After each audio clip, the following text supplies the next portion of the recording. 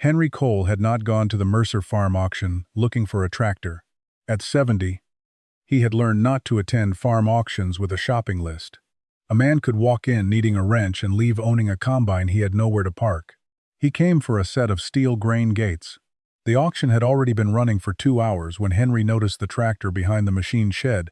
It sat apart from everything else. No polished tires. No fresh paint.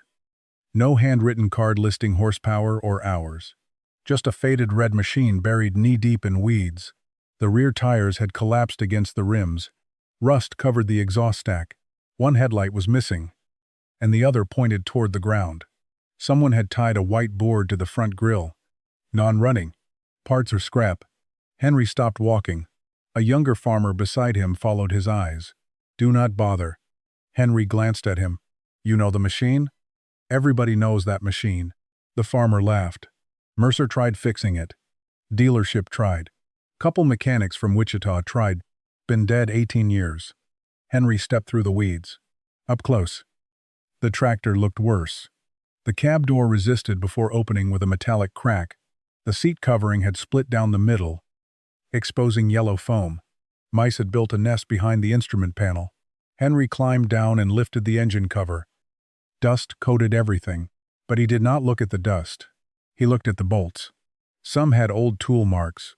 Others had newer ones. The injection system had been disturbed. One fuel line was a replacement. A section of wiring had been spliced badly enough that Henry could see bare copper beneath brittle tape. Someone had worked on this machine several times. That mattered. Machines usually told you what people had already suspected. Henry pulled the dipstick. The oil was dark but not milky. He loosened the radiator cap. Dry. He checked the air intake and noticed it had been covered before the tractor was abandoned. That surprised him. Someone had cared enough to protect the engine. Henry. He turned. Ray Bishop stood behind him, holding a box of drill bits he had just bought. Ray was 73 and had repaired farm equipment for most of his life. "You thinking stupid thoughts?" "Just looking." That is how stupid thoughts start. Ray stepped closer and stared into the engine compartment. "I worked on this thing once." Henry immediately looked at him. "When?" 15. Maybe 16 years ago. "What was wrong?" Ray rubbed his chin. "Would not stay running right." "Would not start?" "It started." Henry became still. Ray continued. "Cold." It sounded decent. "Get it working hard, and it lost power. Owner changed filters. Another mechanic changed the injection pump. Then somebody decided the engine was worn out." "Was it?" "Never proved it." "Compression test?" "Not mine." "Oil pressure?" "Fine when I saw it." Henry looked back into the engine. That was different. A machine with a destroyed engine usually announced its death clearly. Knocking, low compression, metal in the oil, overheating. But a tractor that ran well cold and weakened under load was telling a more specific story. The auctioneer's voice came from the other side of the barn. They were reaching the final equipment, lots. Ray noticed Henry's expression. "No." Henry smiled. "I did not say anything." "You do not have to." Ray pointed toward the tractor. 3 mechanics already had their hands in there. "Maybe." "A dealership gave up on it. I heard. Mercer spent thousands." Henry lowered the engine cover. "Then there should be a lot of information about what did not fix it." Ray stared at him. "That is your argument?" "It is an observation." 20 minutes later, the auction crowd gathered behind the shed. The auctioneer slapped the tractor's rear tire. Next item. Mercer farm tractor. Non-running. Selling as is. No guarantees. Someone shouted, "Does the scrapyard guarantee pickup?" The crowd laughed. The auctioneer started low. A scrap dealer raised his hand. No one else moved. The price barely climbed. Henry walked around the front once more. 70 years had taught him that rust could be expensive. So, could curiosity? His son David would tell him to leave it. Probably Ray, too. Henry knew they might be right. The auctioneer called for another bid. Going once. Henry looked at the tractor. 18 years without moving. 3 mechanics. A dealership. An owner who had finally stopped trying. Going twice. Henry raised his hand. The laughter behind him faded. The scrap dealer turned around. Ray closed his eyes. The dealer increased his bid. Henry answered. One more increase. Henry answered again. The scrap dealer shrugged and lowered his hand. The auctioneer pointed toward Henry. Sold. A few people laughed again. Someone near the barn called out, Henry, what are you going to do with that dead thing? Henry walked to the engine and placed his hand on the faded hood. He did not know whether the tractor would ever work again. He did not even know whether he had just made an expensive mistake. But that was not the question bothering him. He wanted to know why a machine that once pulled thousands of acres had suddenly become impossible to save. Henry looked toward the man who had shouted, First, he said, I'm going to find out why it died. Getting the tractor home took almost as much effort as buying it. The rear tires would not hold air. The steering barely moved, and one brake had seized hard enough that the left wheel dragged across the loading ramps. Henry borrowed a lowboy trailer from a neighbor and spent most of the afternoon guiding the machine aboard with a winch. By the time he reached his farm, the sun was already dropping behind the wheat fields. David was waiting beside the barn. He looked at the tractor, then at Henry, then back at the tractor. You bought that? Henry shut off the truck. Yes. David walked around it slowly. The closer he looked, the less impressed he became. One rear tire was split nearly to the rim. Hydraulic hoses had cracked open. Rust had eaten through part of the exhaust shield. David lifted the engine cover. A mouse jumped from behind the battery tray. He stepped back. You paid money for this? Not much. That was not my question. Henry ignored him and started unloading. David helped anyway. That was the pattern between them. He argued first, then stayed. Once the tractor was inside the workshop, Henry opened a cardboard box that had come with the sale. It contained old filters, bolts, fuel fittings, and 3 stained notebooks. The auction company had almost thrown it away. Henry sat at the workbench and opened the first notebook. The handwriting belonged to Frank Mercer. Most entries were ordinary. Oil change, rear seal replaced, hydraulic leak, new alternator. Then the notes changed. August 14, losing power in North Field. August 16, changed fuel filters. No improvement. August 21, injection pump checked. Henry turned the page. September 2, runs good cold. Pulls weak after 20 minutes. He stopped. David noticed. What? Henry pushed the notebook across the bench. David read the line. So it did not simply die. He opened the second notebook. The next year contained invoices from 2 mechanics, new injection pump, new injectors, valve adjustment, fuel tank cleaned. None of it solved the problem. Then Henry found a dealership inspection sheet. The mechanic had written, engine may require overhaul. Customer declined further diagnosis. David read it twice. That sounds expensive. It sounds uncertain. The dealership thought the engine was worn out. They wrote May. David leaned against the bench. Dad, this thing has been sitting for 18 years because people who knew more than you gave up on it. Henry looked at him. Maybe? David frowned.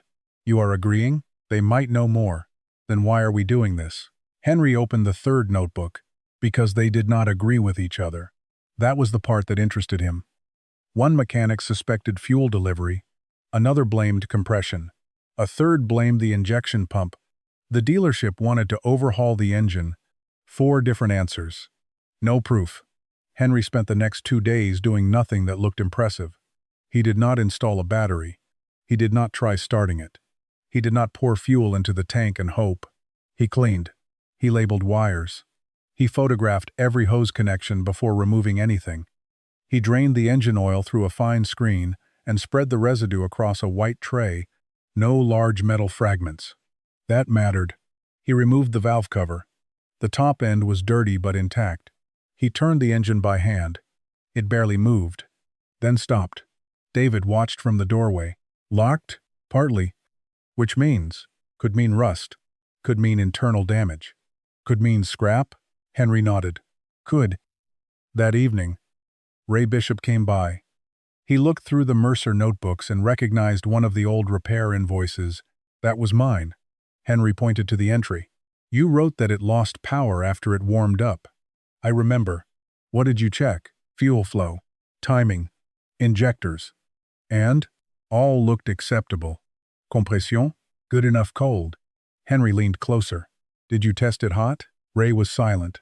Then he shook his head. No. Why not? Owner had already spent too much. He wanted the cheapest answer. Henry looked back at the notebook. That sentence explained more than any repair invoice. The tractor had not been abandoned because someone proved it was beyond saving. It had been abandoned because every new test cost money. Every repair created another possibility. And eventually, the owner stopped paying for questions. Henry understood that farms worked the same way. Sometimes you did not stop because the problem was impossible. You stopped because uncertainty became too expensive. He closed the notebook. David folded his arms. So what now? Henry looked at the tractor. The machine had already defeated several people. He was not interested in competing with them. He wanted to remove assumptions one at a time. Now, he said, we prove what is still good.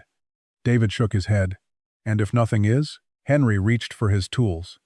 Then we finally know why everyone gave up. Henry spent 4 days proving what was not wrong. He started with the fuel tank. The inside was dirty, but not ruined. He drained the old diesel, flushed the sediment, and replaced every cracked rubber line between the tank and the injection system. Then came the filters, then the wiring, then the battery cables. David stopped asking why each step mattered.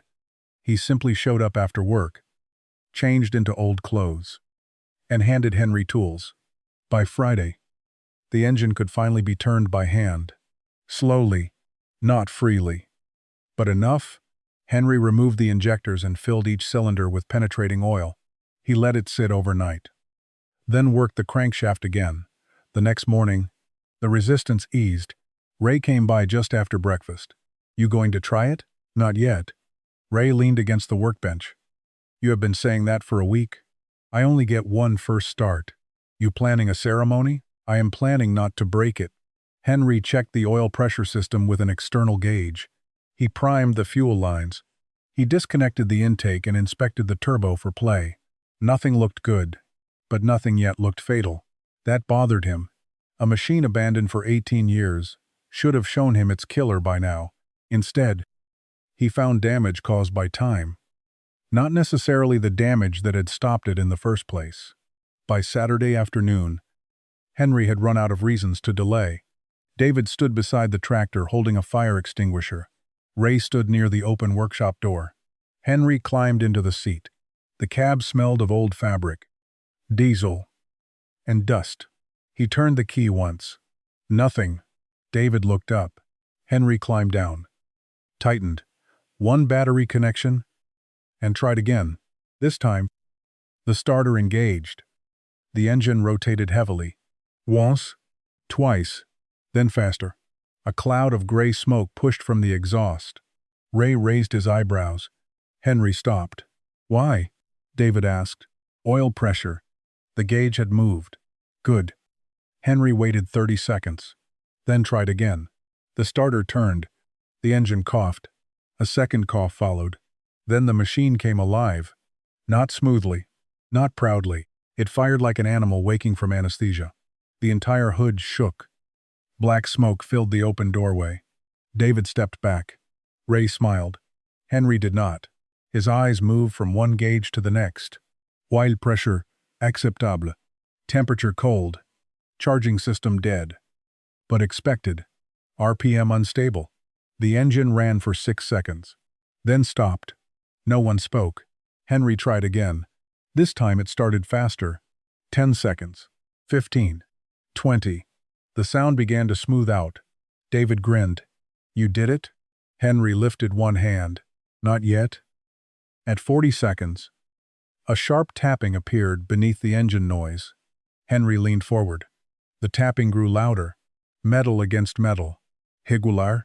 Fast. Shut it down, Ray said. Henry reached for the key. Before he touched it, something struck inside the engine with a hard metallic crack. The tractor jerked. Oil sprayed beneath the right side of the block. Henry killed the ignition. Silence hit the workshop. Oil continued dripping onto the concrete. David stared underneath. What happened? Henry climbed down slowly. A thin stream of black oil ran from behind a side cover and formed a widening pool near the front tire. Ray crouched with a flashlight. That is not a gasket. Henry knew. He removed the cover.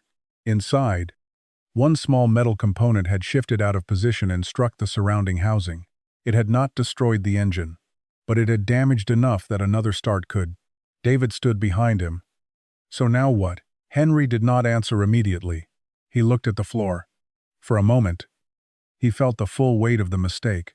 Before today, the tractor had been broken. Now part of the fresh damage belonged to him. He had wanted evidence. He had gotten it, just not the kind he wanted. Ray stood up. This is where most people quit.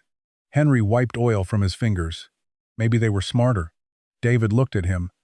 It was the first time Henry had said anything like that since buying the machine. The workshop grew quiet. Outside, wind moved through the wheat. Henry sat on an overturned bucket and looked at the tractor. He could stop now, sell the steel, recover part of the money, tell everyone he had learned enough. No one would blame a 70-year-old man for failing to revive a machine that had already defeated professionals. That thought irritated him more than the broken part. David finally said, "Dad, you do not have to prove this thing can run." Henry looked up. "I know. Then why keep going?" Henry pointed toward the open engine. "Because that break happened after it started." David waited. "That means?" "It means the engine was not dead." Henry stood again. The first test had failed, but failure had removed one possibility. The tractor could still fire. It could still build oil pressure. It could still run. Now Henry had something more useful than hope. He had a new problem, and problems, unlike assumptions, could be taken apart. David came back the next morning, carrying a yellow legal pad. Henry knew that was worse than anger. When David was angry, he talked fast. When he brought paper, he had already decided to make an argument. Henry was at the workbench cleaning the damaged housing from the failed test. The tractor sat behind him with one side panel removed and a drain pan beneath the engine. David placed the legal pad on the bench. "I added it up." Henry kept working. The tractor, the trailer rental, the battery, fuel lines, filters, seals, oil, the machine shop work. Everything. Henry set the rag down. "How bad?" David turned the pad around. The total was higher than Henry expected. Not disastrous, but high enough to matter. David pointed to the last line. "And this does not include fixing what broke yesterday." Henry looked at the number again. "Fair." "Fair? It is accurate." David exhaled. "That is what you have to say?" "What do you want me to say?" "I want you to say this has gone far enough." Henry picked up the damaged component from the bench. The metal edge had been chewed. Where it struck the housing, it was repairable. But not cheaply. "I learned something yesterday." "You broke something yesterday."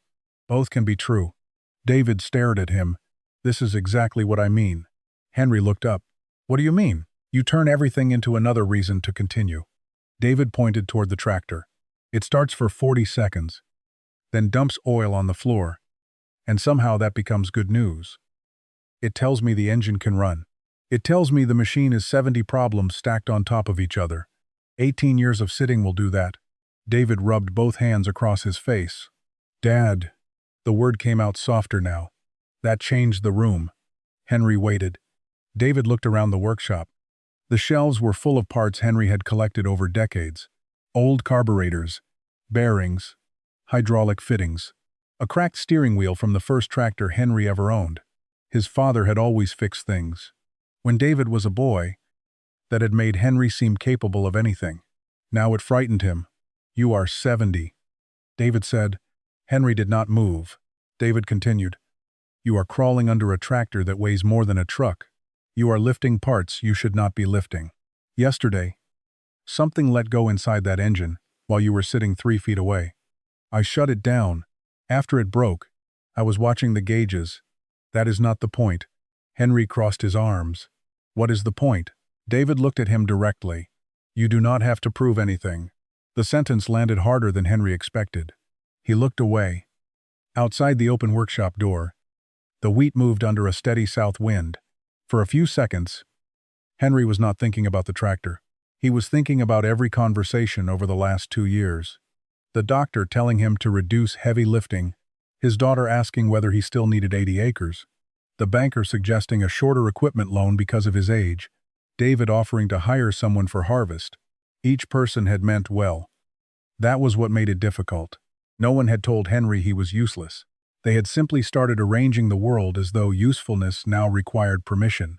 "I am not proving anything," Henry said. David gave a tired laugh. "Then why this tractor?" Henry looked back at the machine.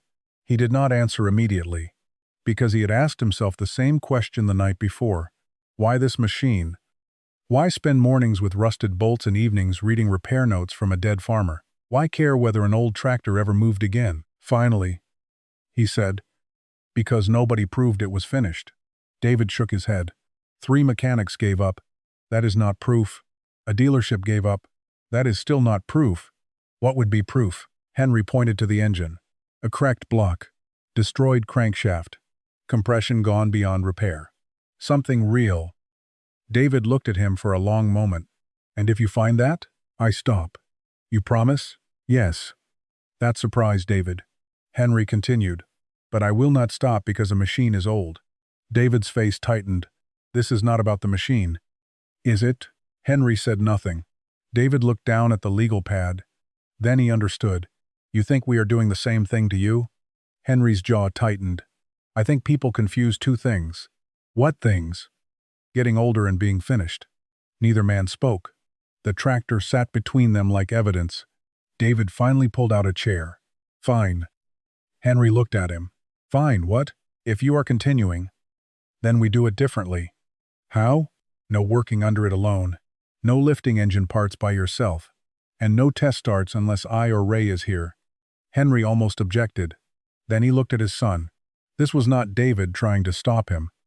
It was David trying to keep him in the work. Henry nodded. "Agreed." David picked up the damaged component. "So what are we fixing first?" Henry smiled slightly. "This." "And after that?" Henry glanced toward the 3 Mercer notebooks on the bench. "After that?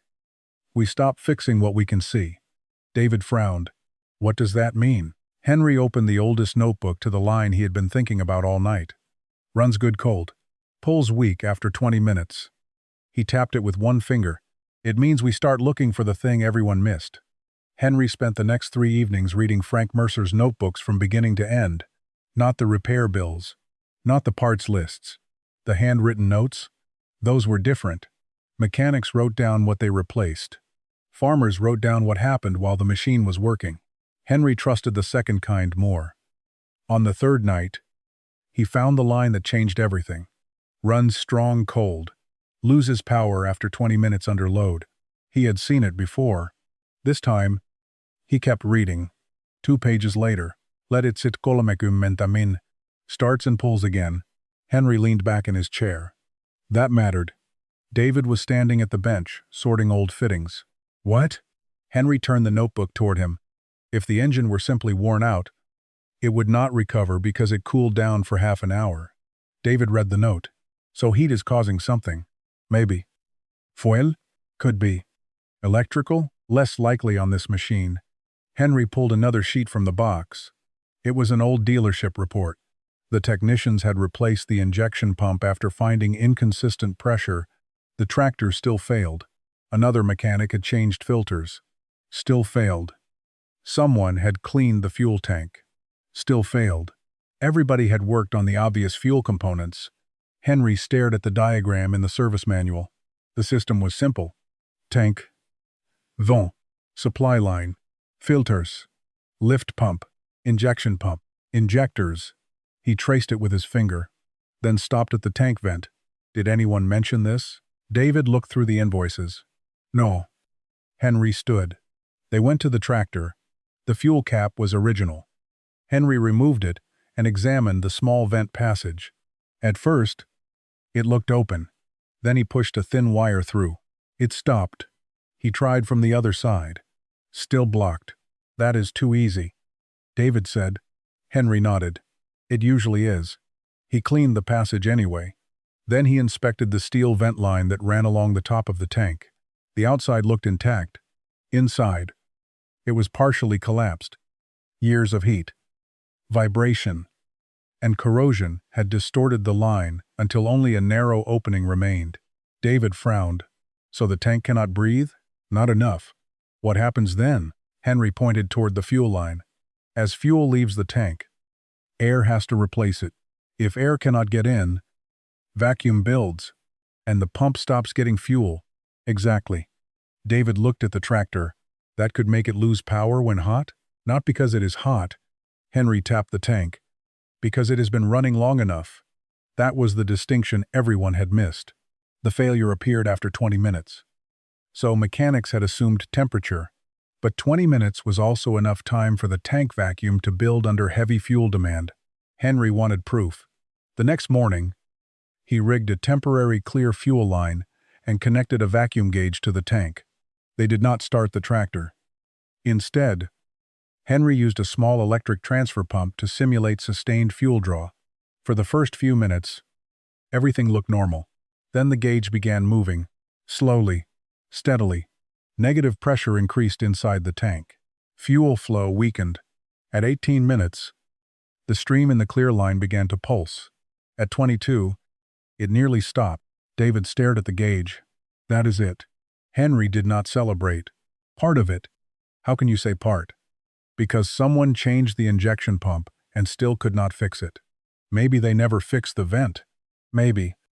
Henry disconnected the temporary line and checked the old repair records again. Then he found another detail. One invoice showed that the replacement injection pump had been installed after the tractor had already suffered repeated fuel starvation.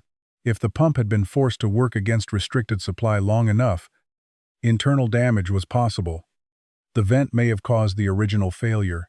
Years of bad diagnosis may have created additional ones. David sat down. So even if you found the first problem, the tractor still may not run. Henry nodded.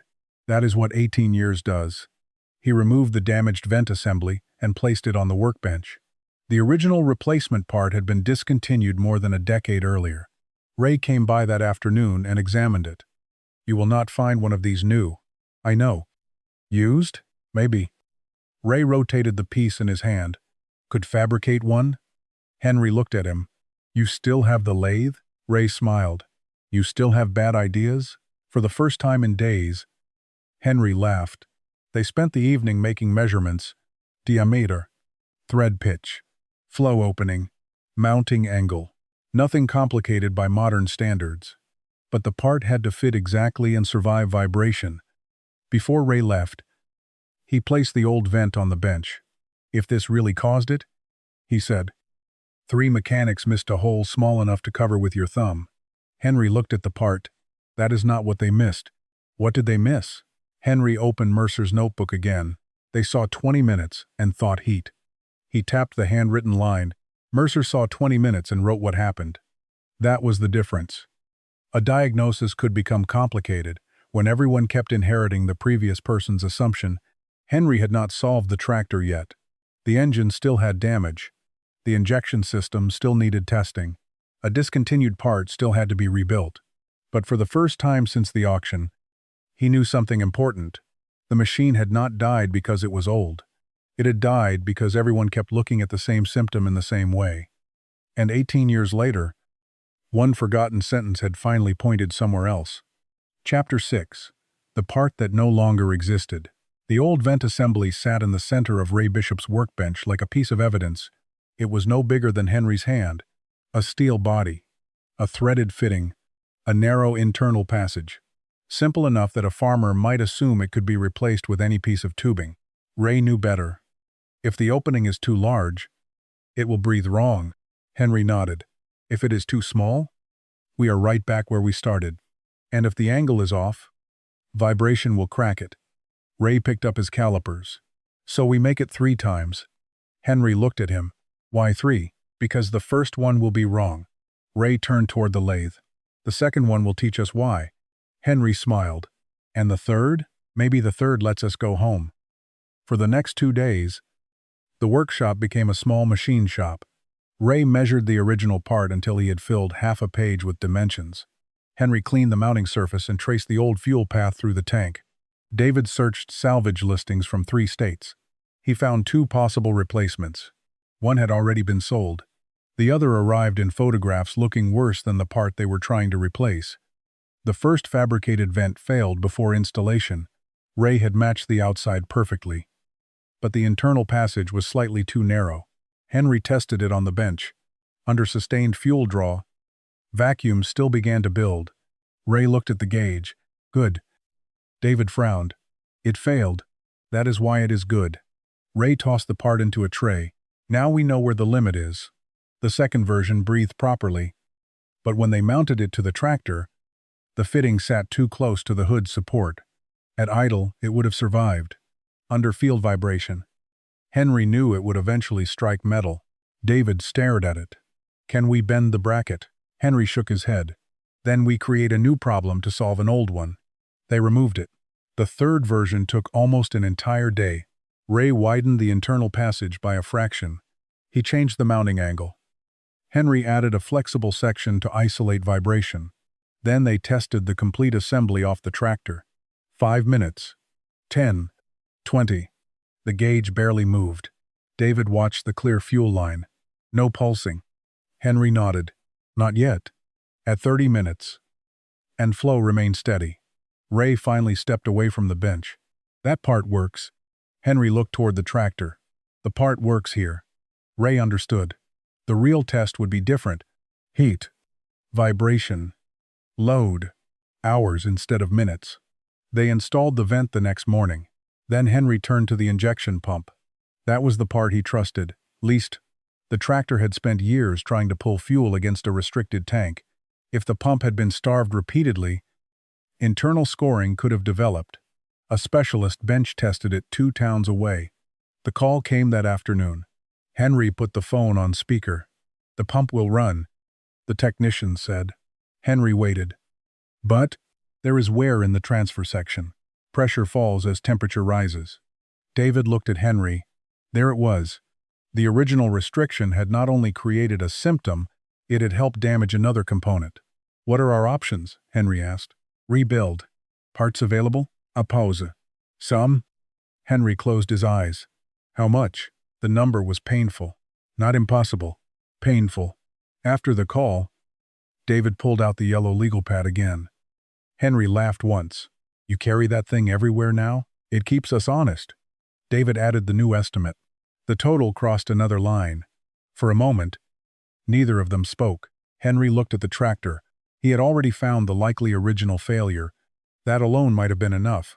He could stop now and still claim he had solved the mystery. But the machine would remain in pieces. David seemed to know what he was thinking. You do not have to finish it just because you found the cause. Henry looked at him. I know. That was not a trick. I know. David closed the pad. So? Henry walked to the engine. The tractor had become harder to repair precisely because people had tried to repair it for years without understanding the first problem. One wrong assumption had led to another. Parts were replaced. New damage accumulated.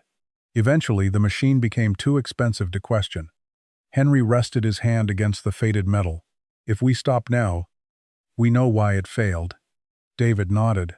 But we still do not know if it can come back. Ray leaned against the bench. That answer is going to cost you. Henry looked at him.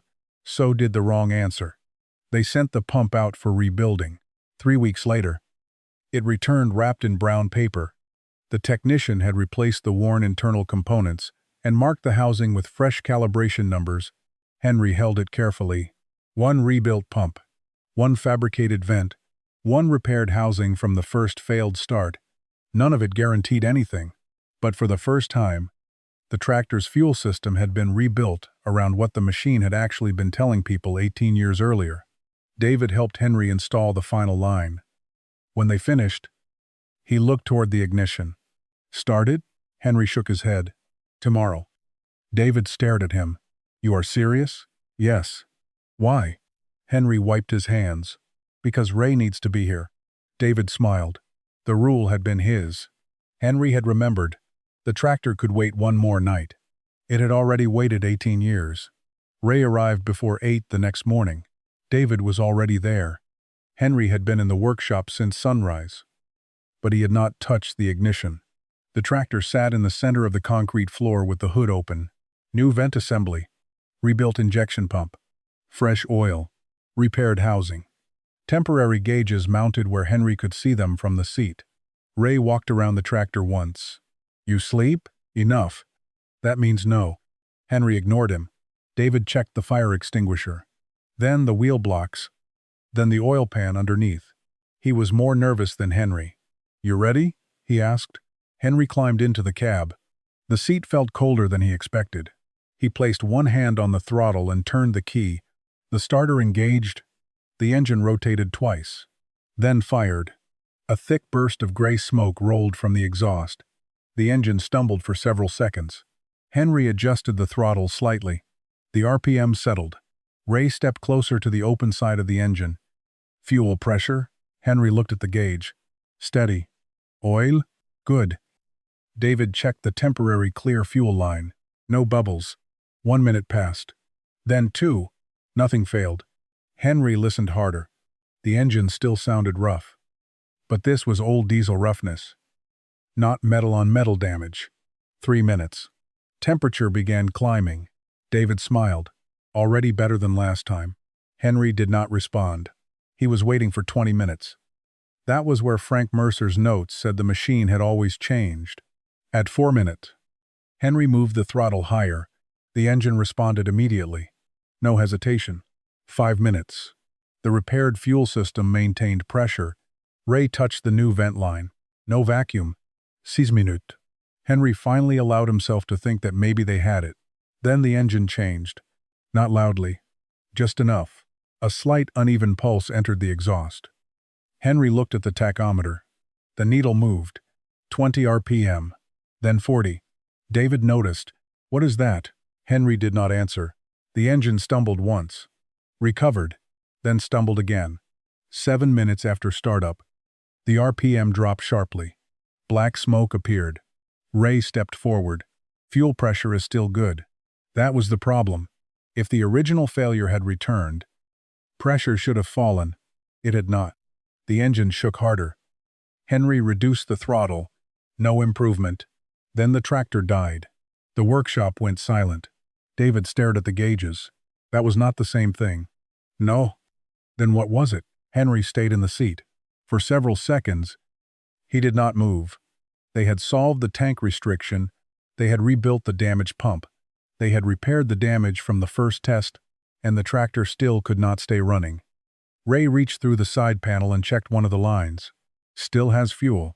Henry climbed down. He opened the injector return line and examined the flow. Normal. David leaned against the tractor. So the fuel problem was real. Yes. But it was not the only problem. No. That was worse. For 18 years, each mechanic might have been finding something genuinely wrong. The mistake was assuming each new failure explained everything. Henry removed one glove and pressed his fingers against the cylinder head. Warm, not hot. Too early for the old 20-minute symptom. He looked at Ray. Timing? Possibly. Compression change? Possibly. Valve problem? Ray nodded. Possibly. David laughed without humor. So we are back to guessing. Henry looked at him. No. It sounds like guessing. We know more now. We know it still dies. That matters. David walked to the workbench. He picked up the yellow legal pad but did not write anything. Henry could see the frustration in him. Not anger at the tractor. Anger at how every answer seemed to open another door. Ray removed the valve cover. They turned the engine by hand. One rocker arm moved differently from the others. Only slightly. Henry watched it through 2 full rotations. Again. Ray turned the crankshaft. The same rocker lagged. Henry reached in and checked the clearance. Too much. He looked closer. The pushrod beneath it was not sitting perfectly straight. David leaned over his shoulder. Bent? Maybe. They removed it. The pushrod rolled across the workbench and stopped with a visible wobble. Ray let out a slow breath. There is your 7 minutes. Henry did not answer yet. A bent pushrod could explain the unstable valve operation, but it raised another question. Why had it bent? Old damage? Incorrect adjustment? Something binding deeper in the valve train? Replacing it without finding the cause would repeat the exact mistake Henry had spent weeks criticizing. David saw the look on his face. You are not just replacing that. Are you? No. Of course not. Henry examined the end of the pushrod. There were fresh wear marks. Not 18-year-old marks. Fresh. Something was still putting abnormal force through the valve train. Ray pointed toward the cylinder head. We may have to open it. Henry knew what that meant. More time. More parts. More money. And no guarantee. He looked at the tractor. 7 minutes. That was all they had gained. 7 minutes after 18 years. David sat down. Maybe this is the point where we say we learned enough. Henry placed the bent pushrod beside Mercer's notebook. For once, he did not immediately disagree. They had already proven the original fuel problem. They had proven the engine could run. If he stopped now, nobody could call the project meaningless. But Henry did not care about being right anymore. He cared about understanding the whole failure. He looked at David. If we replace this without finding what bent it, what happens? It bends again. And then? David sighed. We learn nothing. Henry nodded. Ray began reaching for the head removal tools. David looked at both old men. You two already decided. Didn't you? Henry shook his head. No. He picked up the pushrod. The tractor decided. For the first time, David laughed. The machine had run for 7 minutes. It was nowhere near ready for a field. But those 7 minutes had exposed something 18 years of silence had hidden. They were finally past the original problem. Now they were finding what all the years of wrong repairs had left behind. The cylinder head came off 2 days later. Henry, Ray, and David found the problem before lunch. One valve guide had worn badly enough to let the valve move sideways under load. Someone had compensated years earlier by tightening the adjustment instead of replacing the guide. That had hidden the symptom. It had also placed extra stress on the pushrod. Henry stared at the worn guide for a long time. Another repair on top of another repair. Ray nodded. Like shingles over rotten wood. They replaced the guide, inspected the remaining valves, installed a new pushrod, and reset the clearances from the beginning. This time Henry refused shortcuts. If one part came off, it was measured before going back on. If a specification looked wrong, they checked the manual.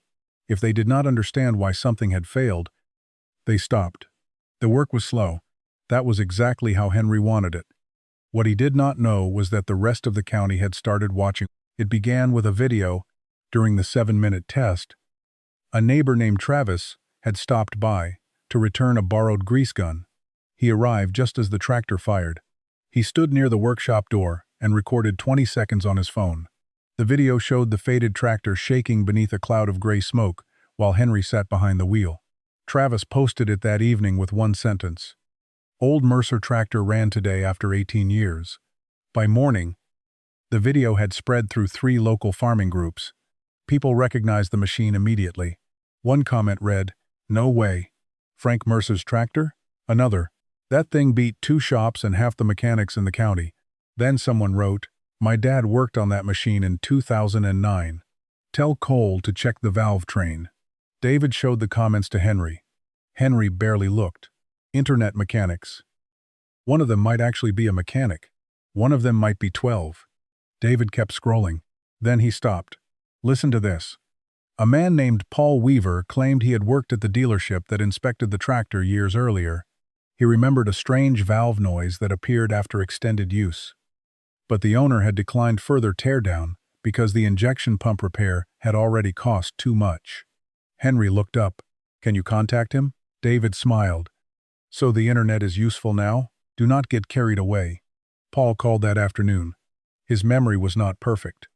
But one detail matched what Henry had just found. The machine had always developed a faint irregular exhaust note before losing power. The fuel problem had been real. So had the valve problem. 2 separate faults had overlapped. That explained why every repair seemed to help. But none solved everything. Then another message arrived. A retired parts manager had an original service bulletin describing premature wear in that exact valve guide design. Ray read the bulletin twice. Well? Henry waited. We are not crazy. David laughed. That is the first good news all month. The attention grew. Farmers began stopping by the workshop. Some brought stories. One remembered seeing Frank Mercer pull a 12-row planter with the tractor. Another said the machine had once worked through 3 consecutive nights during a wet harvest. A man from 2 counties over arrived carrying an old service manual. "I heard you were trying to bring Mercer's machine back." Henry accepted the manual. "I am trying to make it run." "That is the same thing." "No." Henry looked toward the tractor. "Running is easy. Working is different." That sentence spread too. By the following week, people were asking when Henry planned to test it in the field. He gave everyone the same answer: "When it is ready." Ray installed the final valve components on Thursday. David finished rewiring the temperature gauge. Henry rebuilt the throttle linkage and checked every fluid level twice. Then came another start. The engine fired. 5 minutes. 10. 15. No irregular exhaust. 20. Henry watched the fuel pressure. Steady. Temperature entered the normal working range. 25 minutes. 30. The tractor continued running. David looked at him. "That is longer than Mercer's note." Henry nodded. Without load. They had solved nothing until the machine worked under pressure. Henry raised the RPM. The engine responded cleanly. Still. He refused to celebrate. A tractor was not built to idle in a workshop. It was built to pull outside. The story had grown far beyond what Henry intended. People were no longer asking whether he could make the engine start. They wanted to know whether an old machine everyone had abandoned could return to the field. David noticed it before Henry did. "You know people are going to show up when you test it." "How many?" "Maybe 20. Henry frowned. "That is 20 too many." Ray laughed. "You bought the most famous dead tractor in 3 counties. What did you expect?" Henry shut the engine down after 43 minutes. The silence felt different this time. No oil leak. No bent pushrod. No dying fuel pressure. The tractor had passed the workshop test. Now only one question remained. Could it do what had killed it 18 years earlier? Henry looked toward the fields beyond the barn. "Find me something heavy," he said. David stared at him. "For what?" Henry placed the service manual on the bench. "We are done testing it where the ground is clean." Henry chose the south field for the test. It was not his easiest ground. That was the point. The field had a long rise along the western edge and heavy soil near the creek. If the tractor had a weakness under load, Henry wanted the field to expose it quickly. He borrowed a 12-foot chisel plow from Miller Dawson. David stared at it when Miller backed the implement into the yard. "That is what you call something heavy?" Henry walked around the plow, checking the shanks. "It is heavy enough." Ray looked at the tractor. "You sure you do not want to start with something smaller?" "No." "Why?" "Because the old problem did not happen when the machine was comfortable." Henry hitched the plow himself. Though David handled the heavy pin, that had become their agreement. Henry still did the work he could. David stepped in when strength mattered more than pride. By late afternoon, the tractor sat at the edge of the field. Henry climbed into the cab. Ray stood beside the open door. "Do one pass." Henry looked down at him. "One? Then check everything." Henry nodded. That was reasonable. He started the engine. The tractor fired cleanly. Fuel pressure held steady. Temperature rose gradually. Henry eased forward. At the field edge, he lowered the plow. The shanks entered the soil. The engine note changed immediately. For the first time since the restoration began, the tractor was doing real work. Henry felt the load through the steering wheel. The machine pulled hard. Black smoke appeared briefly from the exhaust, then cleared. He watched the gauges. Oil pressure good. Temperature normal. Fuel steady. At the end of the first pass, he lifted the plow and stopped. David ran toward him. "Well?" Henry climbed down. They inspected the tractor together. No leaks. No loose fittings. No unusual heat. Ray checked the new vent assembly. Still solid. They made another pass. Then another. 20 minutes passed. Nothing changed. That was the old danger point. Henry kept going. 30 minutes. 40. The tractor held power all the way up the western rise. David finally smiled. "You realize what this means?" Henry did. But he was not ready to say it.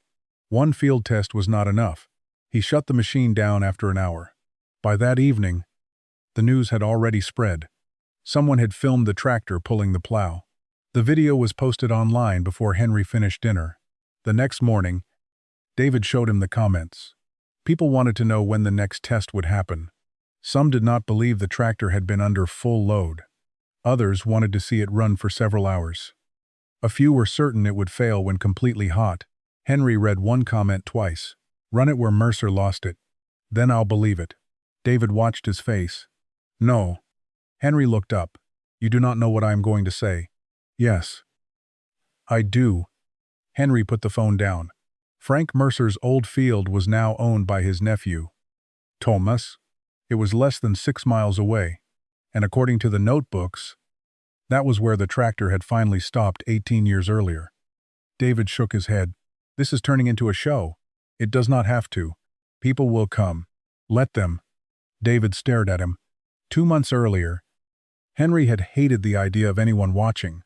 Now something had changed. Not because he wanted attention, because he no longer wanted the machine protected by easy conditions. If it was truly back, it should survive the exact kind of work that had defeated it. Henry called Thomas Mercer. Thomas remembered the tractor from childhood. When Henry explained what he wanted to do, there was a long silence. "You want to bring it back here?" "Yes." Thomas laughed softly.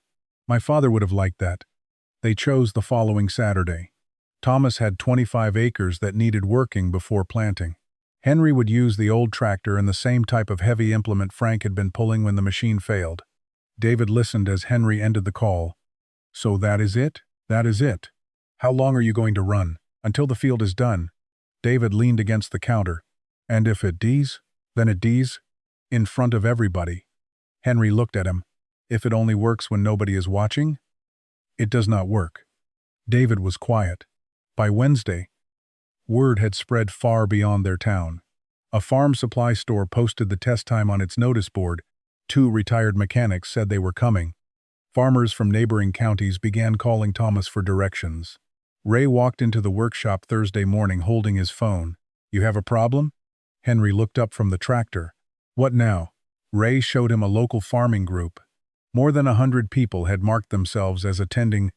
Henry stared at the screen. This was supposed to be a field test. Ray smiled. "It still is." By Friday evening, Thomas called again. "You might want to come early tomorrow." "Why?" "People are already parking along the road." Henry looked toward the tractor. For weeks, he had been trying to answer one mechanical question. Now half the farming community wanted to watch him answer it. David stood beside him. "Still want to do this?" Henry ran one hand across the faded hood. The tractor had been abandoned for 18 years because everyone eventually stopped asking whether one more attempt was worth it. Tomorrow, there would be nowhere left to hide from the answer. "Yes," Henry said, more than before. Henry arrived at the Mercer field before sunrise. He expected a few trucks. There were already 30.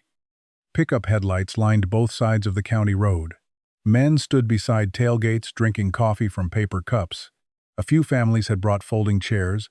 2 retired mechanics were arguing near the gate about whether the tractor's original failure had been fuel-related or mechanical.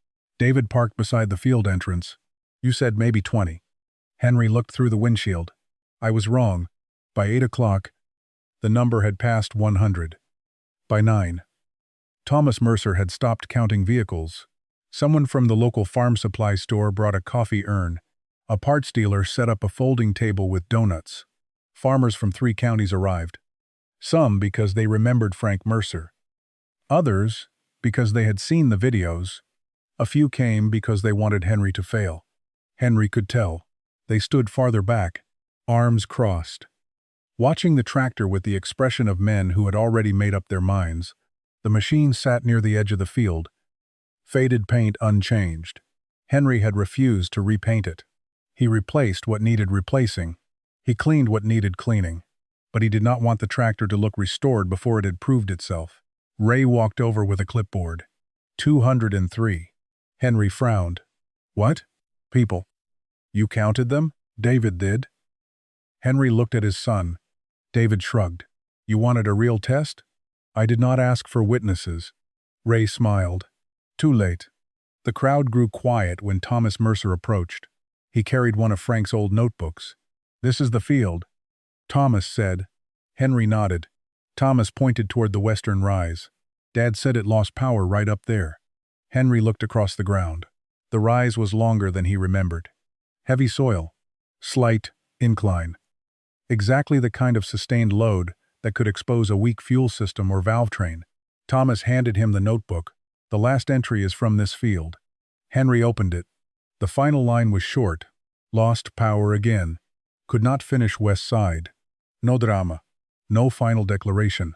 Just a farmer writing down what the machine had failed to do. Henry closed the book. That is where we start. David immediately shook his head. Start? If it failed there, I want it working there first. The chisel plow was already attached. Henry walked around the tractor slowly. Fuel connections, hydraulic lines, rear hitch, tier, no leaks. He opened the hood. Ray checked the vent assembly. David checked the temporary gauges they had decided to keep for the test. Everything looked right. That meant almost nothing now. A workshop could hide problems.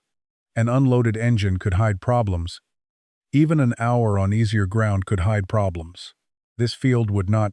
Henry climbed into the cab. The crowd moved closer to the fence line. Someone raised a phone. Then dozens did. David stood beside the cab. One more time. Henry looked down. What? If something feels wrong. Stop. I know. Do not try to prove anything. Henry gave him a slight smile. I thought we settled that. David did not smile back. Dad. Henry's expression changed. He understood. This was not about the tractor. Not anymore. David had spent weeks watching him crawl under steel, lift parts, argue with gauges, and stay late after everyone else left. He was proud and scared. Henry put one hand on the steering wheel. I stop if the machine tells me to. David nodded. That is all I wanted. He stepped away. Henry turned the key. The starter engaged. The engine rolled over. Once. Twice. Then fired. The exhaust barked hard enough to silence the conversations near the fence. Gray smoke rose above the tractor. The engine settled into a steady idle. No applause. Not yet. Everyone there knew starting was the easy part. Henry let the engine warm. 5 minutes. 10. He watched temperature rise into normal range. Fuel pressure steady. Oil pressure steady. At 15 minutes, he shifted into gear.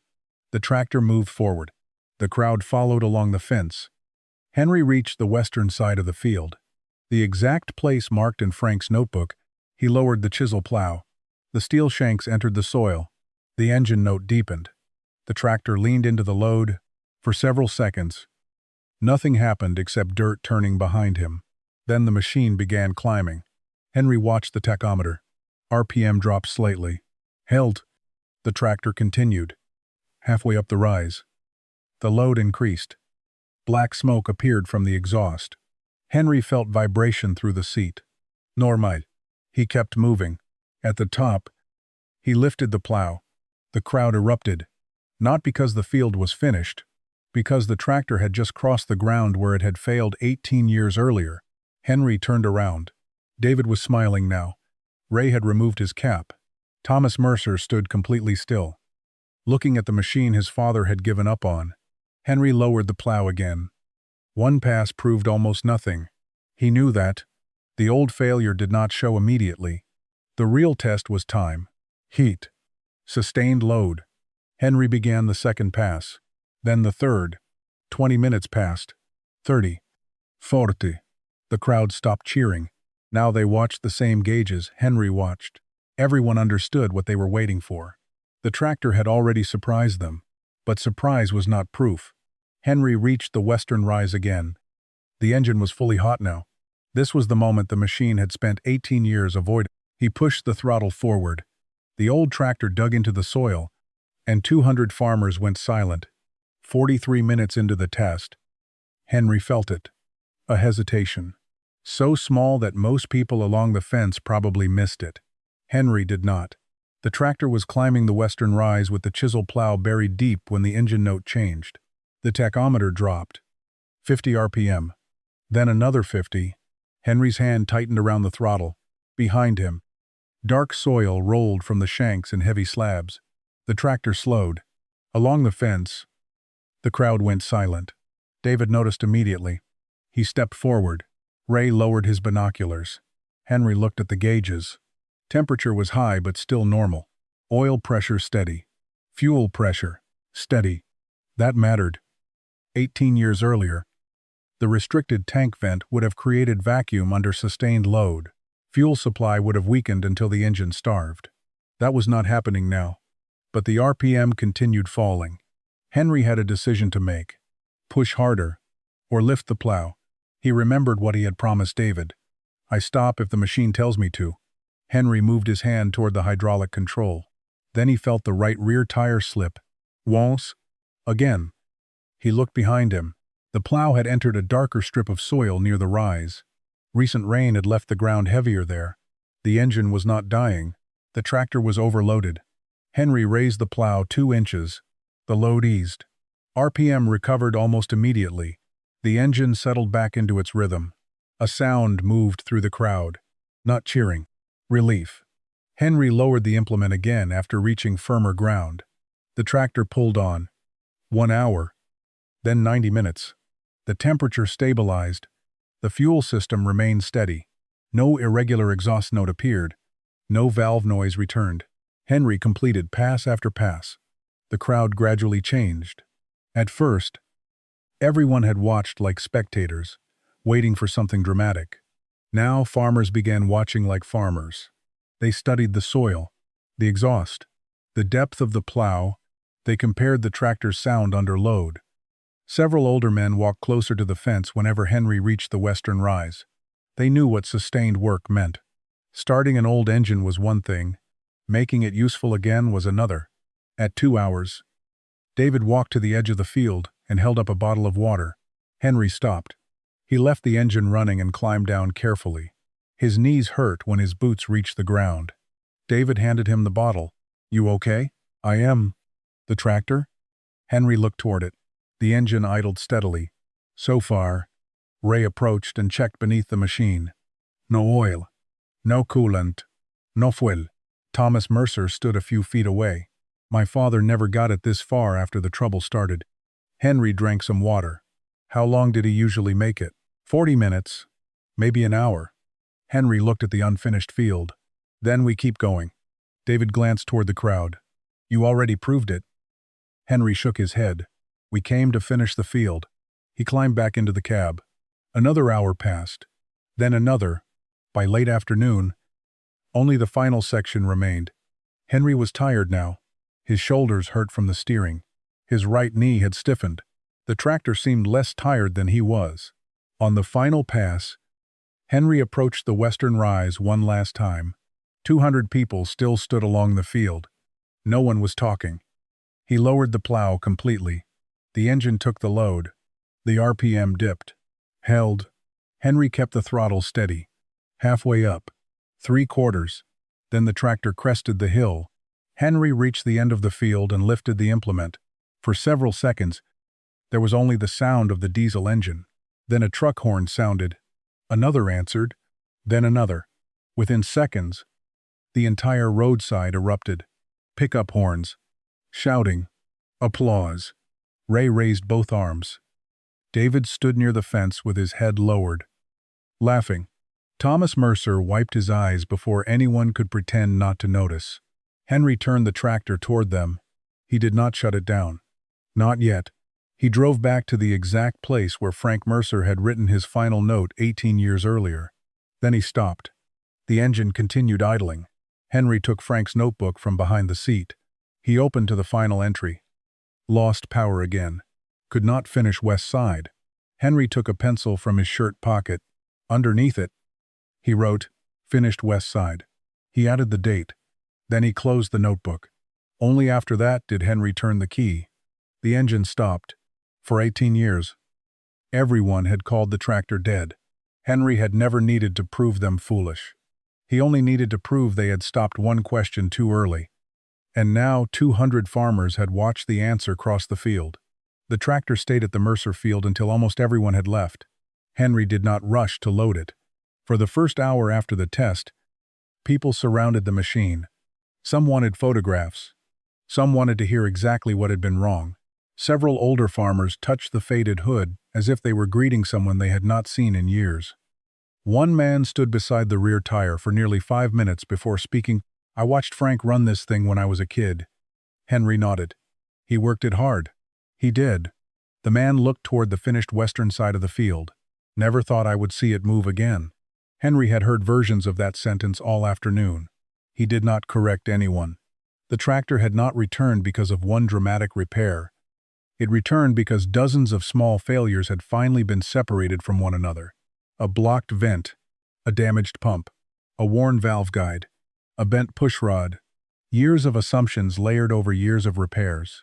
By itself, no single discovery made a good legend. Together, they made the machine work. Near sunset, a collector approached Henry. He had driven nearly 200 miles after seeing the posts online. "I will give you $25,000 for it." David heard the number. So did Ray. Henry looked at the collector. "No." The man smiled. "You did not even think about it." "I did." "For how long?" "About a second." The collector increased the offer. Henry still refused. When the man finally walked away, David came closer. "You know how much you have in that tractor?" "Yes." "You know how much profit that would be?" "Yes." "And?" Henry looked at him. "I did not spend 2 months figuring out why it stopped, so somebody could park it in a heated building." David laughed. That answer made sense to him now. It would not have 2 months earlier. They hauled the tractor home the following morning. Henry expected the attention to disappear after the field test. Instead, people began showing up at his workshop. The first was a farmer with an old baler that had been sitting behind a shed for 9 years. Then came a diesel pump. Then a grain auger. Then a 70-year-old cultivator gearbox in 2 milk crates. Henry refused most of the repair jobs. "I am not opening a shop." People kept coming.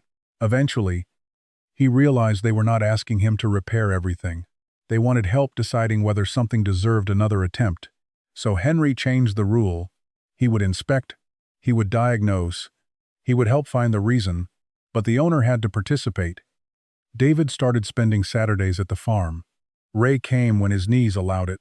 They cleared the far side of the workshop and added another bench. Above it, Henry hung the old collapsed vent assembly from the Mercer tractor. Beneath it, David mounted a small wooden board. Henry wrote the words himself. "Find the reason before you call it finished."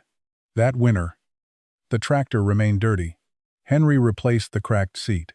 He repaired the cab heater. He fixed the lights. But he never repainted the hood. One afternoon, David asked why. "Paint is not broken," Henry said. By spring, the tractor was working on Henry's 80 acres. It pulled a disc, moved grain wagons, ran an auger during planting. Nothing extraordinary happened. That was the point. A machine did not need applause after every start, once it had returned to work. One evening, Henry finished cultivating the south field just before sunset. David was waiting near the barn. Henry shut the engine down and climbed slowly from the cab. His right knee stiffened when he reached the last step. David noticed. "You need a better ladder on that thing." "I need younger knees." "I can build one." Henry nodded. "Do that." There had been a time when he would have refused the help. Now he saw no reason to. Getting older had changed things. His hands tired sooner. Heavy parts required 2 people. He took longer to recover after a full day in the field. Henry had never denied any of that. What bothered him was the assumption that limitation and uselessness were the same thing. David leaned against the tractor. "You remember what I said? You say a lot." When this started, Henry knew. "You're 70. Dad, you don't have to prove anything." David looked embarrassed now. "I was trying to get you to stop." "I know. I thought you were taking the tractor personally." Henry smiled. "I was." David waited. Henry placed one hand on the faded hood. "Just not for the reason you thought." He looked across the farm. The tractor had been abandoned because each failed repair made the next attempt harder to justify. Eventually, people stopped asking what was wrong and started saying what the machine was: old, finished, scrap. Henry understood why that bothered him. Not because he believed old things should last forever. They should not. Some machines truly reach the end. So did some kinds of work. But an ending deserved evidence, not an assumption. The next morning, Henry started the tractor before sunrise. The engine settled into a steady diesel rhythm. No crowd stood nearby. No phones recorded it. No 200 farmers waited for something dramatic to happen. Henry preferred it that way.